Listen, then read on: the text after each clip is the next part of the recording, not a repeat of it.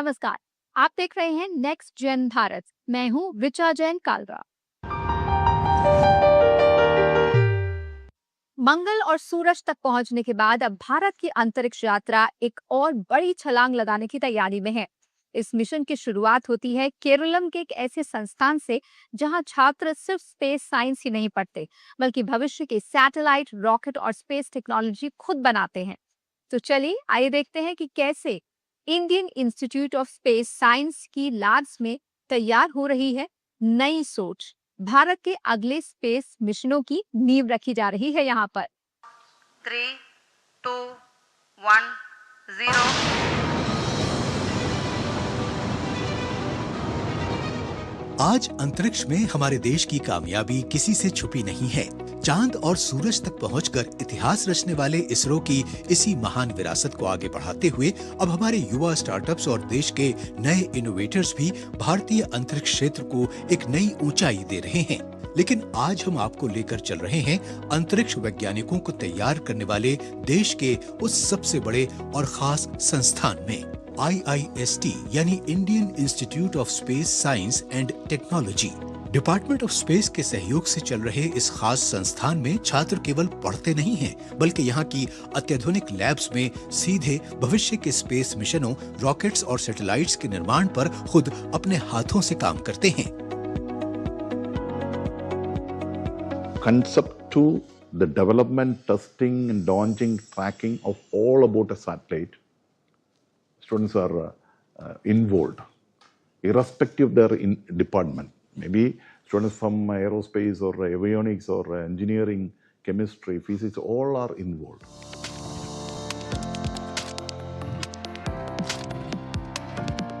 संस्थान की इस क्वांटम ऑप्टिकल टेक्नोलॉजी लैब में भविष्य के सबसे सुरक्षित डेटा ट्रांसमिशन को नया आकार दिया जा रहा है। यहाँ के वैज्ञानिकों ने 7 dB क्वांटम स्क्वीजिंग वाले ब्राइट एंड टेंजल्ड ट्विन बीम्स विकसित किए हैं, जो देश के सुरक्षित स्पेस कम्युनिकेशन के लिए एक क्रांतिकारी सफलता है। वहीं दूसरी तरफ एमराल्ड लैब में अगली पीढ़ी के नैनो इलेक्ट्रॉनिक्स पर काम चल रहा है।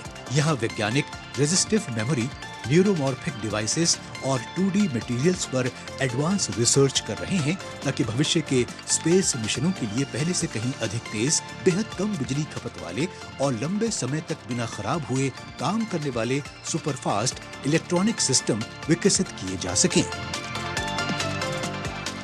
Being an academic institution, connecting with the industry, connecting with the startups, and also training the students into be more innovative.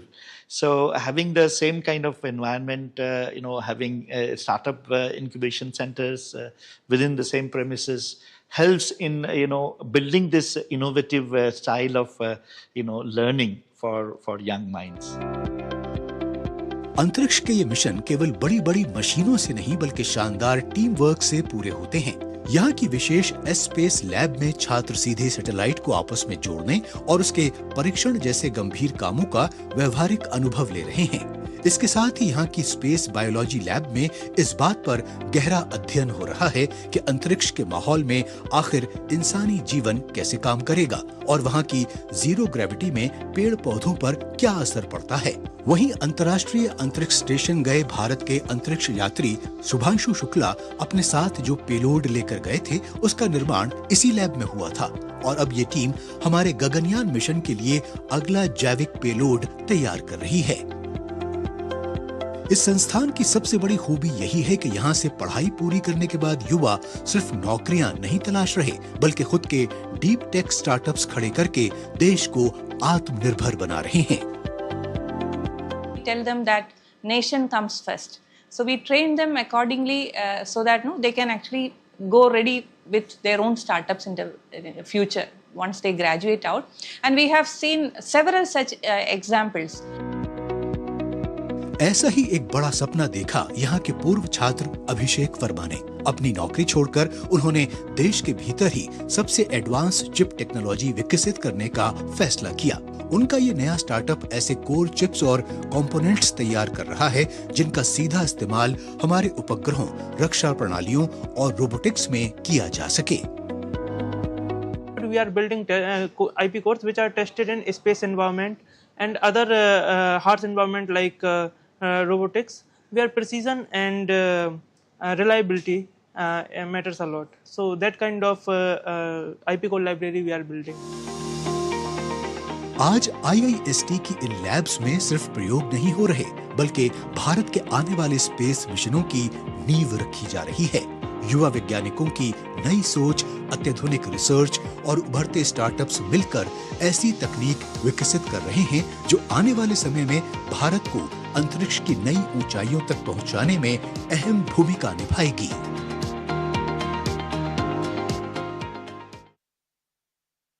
आज दुनिया की मैन्युफैक्चरिंग रेस में वही देश आगे हैं जहां फैक्ट्रियां सिर्फ तेज नहीं हैं बल्कि स्मार्ट भी हैं। बेंगलुरु का एक भारतीय स्टार्टअप AI की मदद से मशीनों को पहले से ज्यादा समझदार और प्रोडक्टिव बना रहा है। वहीं Z certification made in India को क्वालिटी की एक नई पहचान दे रहा है। आज भारत तेजी से दुनिया का एक बड़ा मैन्युफैक्चरिंग हब बन रहा है। नई नई फैक्ट्रीज लग रही हैं और देश में बनने वाले प्रोडक्ट्स दुनिया के कई देशों तक पहुंच रहे हैं। लेकिन किसी भी फैक्ट्री की सबसे बड़ी ताकत उसकी मशीनें होती हैं। अगर कोई मशीन समय पर खराब हो जाए, धीरे काम करे या बीच में रुक जाए, तो उत्पादन और गुणवत्ता दोनों पर असर पड़ता है। इसी चुनौती का समाधान लेकर आया है बेंगलुरु का एक युवा डीप टेक स्टार्टअप। यहाँ आर्टिफिशियल इंटेलिजेंस की मदद से एक छोटा सा स्वदेशी डिवाइस और डिजिटल प्लेटफॉर्म तैयार किया गया है जो मशीनों की हर गतिविधि पर नजर रखता है। जरा सोचिए, हमारे मैन्युफैक्चरिंग सेक्टर के भारी भरकम मशीनों में ऐसी ही कोई डिवाइस लग जाए जो मशीनों की इफिशियंसी को ट्रैक करे। मशीन अगर 200 यूनिट बना सकती है तो वो 100 यूनिट ही क्यों बना रही है? ये सारी जितनी कमियां हैं उसको कोई ऐसी डिवाइस ट्रैक कर सके। हमारे पीछे जो युवा बैठे हैं ये ऐसी एक तकनीक पर काम कर रहे हैं जो हार्डवेयर और सॉफ्टवेयर की मदद से मशीनों की इफिशियंसी को बढ़ाती है। तो चलिए समझते हैं कि ये तकनीक है क्या, ये काम कैसे करती है। इस तकनीक का तरीका बेहद आसान है। एक छोटा सा स्मार्ट डिवाइस मशीन से जोड़ दिया जाता है। इसके बाद ये मशीन से लगातार जानकारी जुटाता रहता है।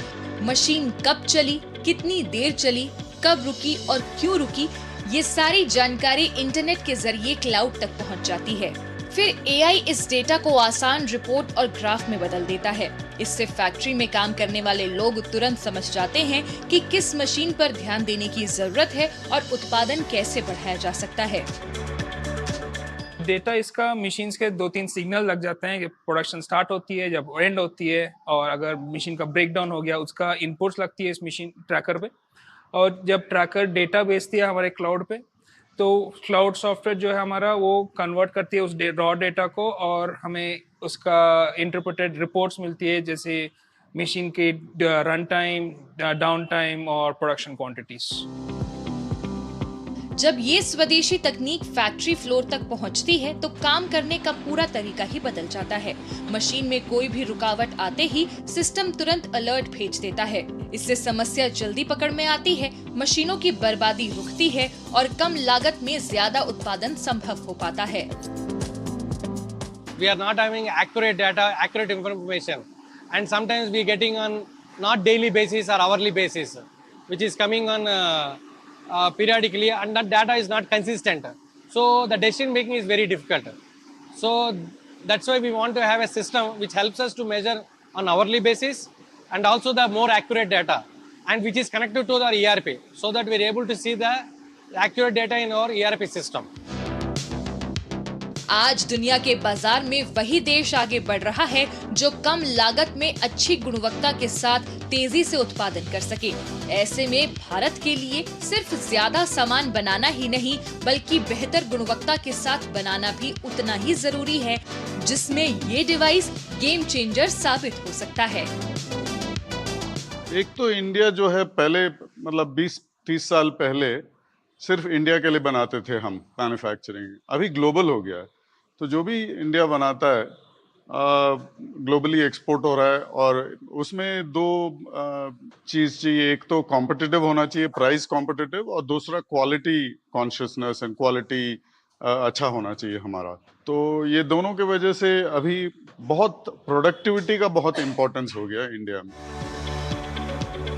अब जब बात बेहतरीन क्वालिटी और ग्लोबल कंपटीशन की हो रही है, तो जरूरी ये भी है कि हमारे यहाँ बनने वाले प्रोडक्ट्स में एक भी कमी ना हो। इसी बड़े विजन को पूरा करने में सबसे मददगार साबित हो रही है सरकार की जीरो इफेक्ट जीरो डिफेक्ट यानी Z सर्टिफिकेशन योजना। सरल शब्दों में कहें तो ये सरकार द्वारा फैक्ट्रीज को दिया जाने वाला एक ऐसा क्वालिटी मेडल है जो ये प्रमाणित करता है कि यहाँ बनने वाला सामान 100% डिफेक्ट मुक्त है और फैक्ट्री से पर्यावरण को कोई नुकसान नहीं पहुँच रहा है। आज गुजरात इस योजना में पूरे देश में सबसे आगे है। राज्य के 41,000 से ज्यादा MSMEs ये सर्टिफिकेट हासिल कर चुके हैं। This certificate strengthens the customer confidence, improve operational excellence, and motivate us to continuously raise our quality and sustainable standards. We thank the Government of India and the Ministry of MSME for the excellent initiative. एक तरफ AI जैसी तकनीक मशीनों की क्षमता बढ़ा रही है, तो दूसरी तरफ Z सर्टिफिकेशन ये सुनिश्चित कर रहा है कि आने वाले समय में मेड इन इंडिया सिर्फ एक पहचान नहीं, बल्कि दुनिया भर में बेहतरीन गुणवत्ता और भरोसे की पहचान बन सकता है।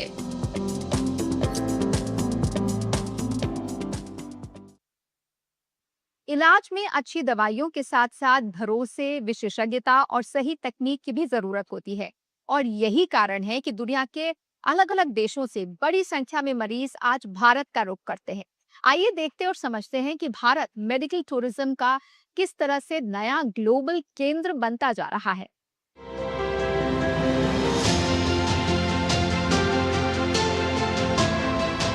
केन्या से अपनी मां मैरी के कैंसर इलाज के लिए भारत आई फ्लोरेंस के लिए ये सफर उम्मीद की नई कहानी बन गया। चौथी कीमोथेरेपी तक ट्यूमर काफी हद तक नियंत्रित हो गया। तेज रिकवरी और विश्व स्तरीय इलाज ने उनके परिवार को नई उम्मीद और मुस्कान दी। We are happy for the treatment. Generally, every department is doing well.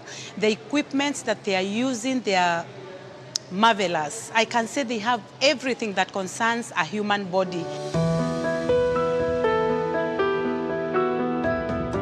Florence की तरह दुनिया के अलग अलग देशों से बड़ी संख्या में लोग गंभीर बीमारियों के इलाज के लिए भारत का रुख कर रहे हैं। कम वेटिंग टाइम, जल्दी अपॉइंटमेंट, विश्व स्तरीय स्वास्थ्य सेवाएं, विशेषज्ञ डॉक्टर, अत्याधुनिक तकनीक और नवीनतम मेडिकल उपकरणों से लैस इलाज भारत को वैश्विक मेडिकल टूरिज्म का पसंदीदा केंद्र बना रही हैं। एक वक्त था जब लोग बेहतर इलाज के लिए विदेश जाते थे, लेकिन आज तस्वीर बदल चुकी है। दुनिया के कई देशों से पेशेंट बेहतर इलाज और अफोर्डेबल हेल्थ केयर के लिए भारत आ रहे हैं, और यही वजह है कि आज मेडिकल टूरिज्म के जरिए भारत का हेल्थ केयर सिस्टम भी ग्लोबल हब बनता जा रहा है। विश्व भर में जो भी टेक्नोलॉजीज़ मेडिकल विज्ञान ने बनाई हैं, जो भी ट्रीटमेंट्स का आविष्कार किया गया है, वो सारे ही इलाज इंडिया में बहुत ही इजीली अवेलेबल हैं और एक बहुत ही लो कॉस्ट में अवेलेबल हैं। तो पेशेंट्स को उस चीज़ का बहुत ही ज़्यादा फ़ायदा मिलता है। डॉक्टर्स जो हैं बहुत ही नॉलेजेबल हैं, वेल ट्रेंड है। जो नर्सिंग स्टाफ है, जितना भी टेक्निकल सपोर्ट स्टाफ है, उनको यहाँ पर इतना अच्छा ट्रेनिंग दिया जा रहा है कि पेशेंट्स को कैसे मैनेज करना है, पेशेंट्स का क्या ट्रीटमेंट प्रोटोकॉल रहने वाला है, वो सारे ही इलाज यहाँ पर बहुत ही स्टैंडर्डाइज और प्रोटोकॉल वाइज हमने बनाए हैं। मेडिकल टूरिज्म इंडेक्स 2020-21 के अनुसार भारत दुनिया के 46 प्रमुख मेडिकल टूरिज्म गंतव्यों में 10वें स्थान पर है। वैश्विक मेडिकल वैल्यू ट्रैवल बाजार 2022 में 115.6 अरब डॉलर का था, जो 2030 तक 286 अरब डॉलर से अधिक होने का अनुमान है। ऐसे में हील इन इंडिया पहल अत्याधुनिक चिकित्सा, विशेषज्ञ डॉक्टरों और पारंपरिक उपचार पद्धतियों के अनूठे संगम के साथ भारत को तेजी से वैश्विक हेल्थ केयर हब के रूप में स्थापित कर रही है। वर्ल्ड वाइड सबको पता है कि इंडियन डॉक्टर्स क्लिनिकली काफ़ी अच्छे हैं, क्योंकि हमारा जो एक्सपोजर है पेशेंट्स का बहुत वास्ट है, इसलिए क्लिनिकली बहुत अच्छे हैं। एंड पिछले कई दशकों से अभी हमारा जो टेक्नोलॉजिकल लीप हुआ है हेल्थ केयर में, वो बहुत अच्छा हुआ है।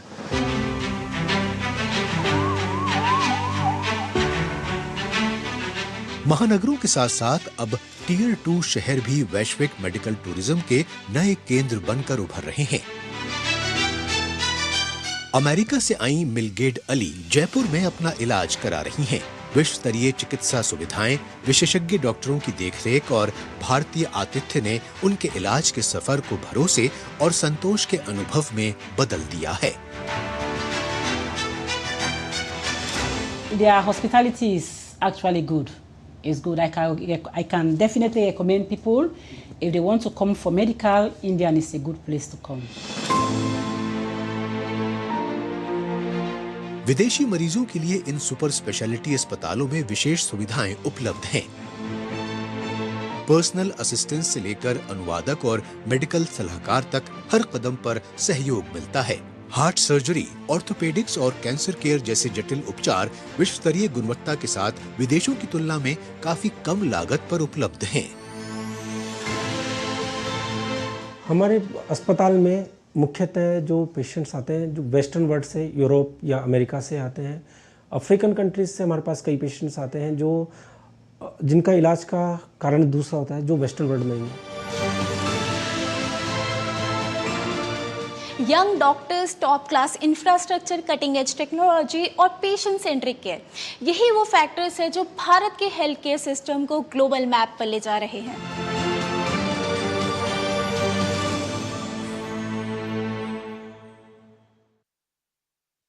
कुछ कहानियां ईंट और पत्थरों से नहीं बल्कि धागों और हुनर से लिखी जाती हैं।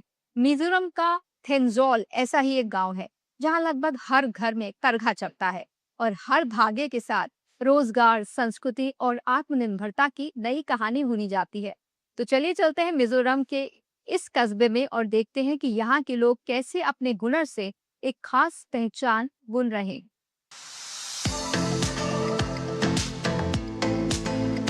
थेंजोल की गलियों में चलते हुए शायद ही आपको ऐसा कोई घर मिले जहां करघा ना हो। यहाँ बुनाई कोई शौक नहीं बल्कि पीढ़ियों से चलती आ रही एक जीवन शैली है। मिजोरम के सेरछिप जिले में बसा थेंजोल सिर्फ एक गांव नहीं बल्कि हथकरघा बुनाई की पहचान है। यहाँ लगभग हर घर में करघा है और नई पीढ़ी बचपन से ही इस कला को सीखते हुए बड़ी होती है। इन्हीं युवाओं में से एक है लाल रुआत सांगी। घर की जिम्मेदारियों के साथ साथ वो हर दिन पारंपरिक पुआन बुनती हैं। उनके लिए ये सिर्फ रोजगार नहीं बल्कि अपनी संस्कृति को आगे बढ़ाने का एक तरीका भी है। To finish one puan, it takes like 2 or 1.5 days, but it really depends on the puan. So puante is like 3 days, and this puan is like also like fast people finish it like 1 day. यहाँ बुनाई किसी एक परिवार का काम नहीं बल्कि पूरे गांव की पहचान है। आज इस छोटे से कस्बे में करीब 2000 करघे चल रहे हैं और 1800 से ज्यादा बुनकर इस काम से जुड़े हैं। यही वजह है कि थेंजोल आज मिजोरम के सबसे बड़े हथकरघा केंद्रों में गिना जाता है। इस गांव की सबसे बड़ी ताकत है यहाँ की महिलाएं, जो कि घर की जिम्मेदारियों को निभाने के साथ साथ घंटों इन करघों पर बैठकर कपड़े तैयार करती हैं। और इन करघों पर तैयार होने वाला हर एक पुआन सिर्फ एक कपड़ा नहीं है बल्कि मिजो समाज की पहचान, इतिहास और संस्कृति का एक हिस्सा है। अगर इस परंपरा को आगे बढ़ाने की बात करें तो सबसे बड़ी भूमिका यहाँ की महिलाओं की है। घर की जिम्मेदारियों के साथ साथ वो घंटों करघों पर बैठकर ऐसे कपड़े तैयार करती हैं जिनसे हजारों परिवारों की आजीविका जुड़ी हुई है। कई घरों में यही काम बच्चों की पढ़ाई और परिवार की आमदनी का सबसे बड़ा सहारा है। इस बदलाव में स्वयं सहायता समूहों की बड़ी भूमिका है। ये समूह महिलाओं को कम ब्याज पर ऋण और दूसरे जरूरी सहयोग देकर उन्हें आर्थिक रूप से मजबूत बना रहे हैं।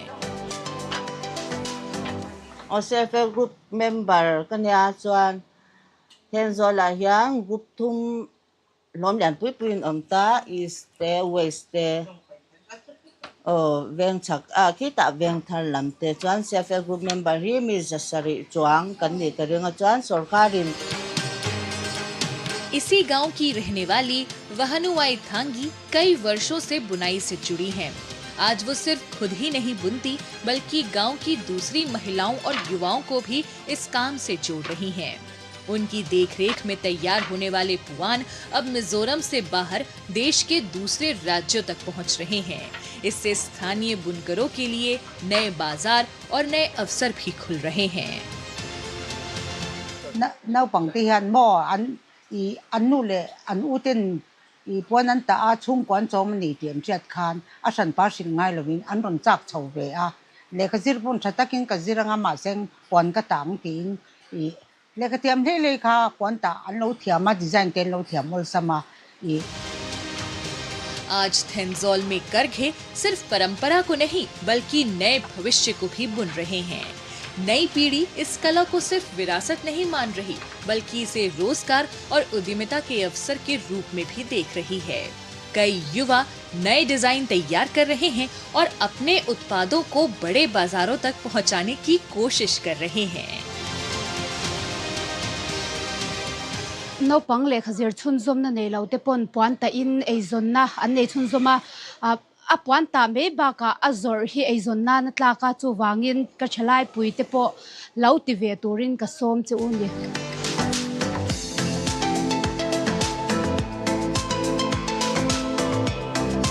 इसके साथ ही ये सिर्फ कपड़े बनाने की कहानी नहीं बल्कि संस्कृति, आत्मनिर्भरता और सदियों से अपने हुनर को संजोने की कहानी है।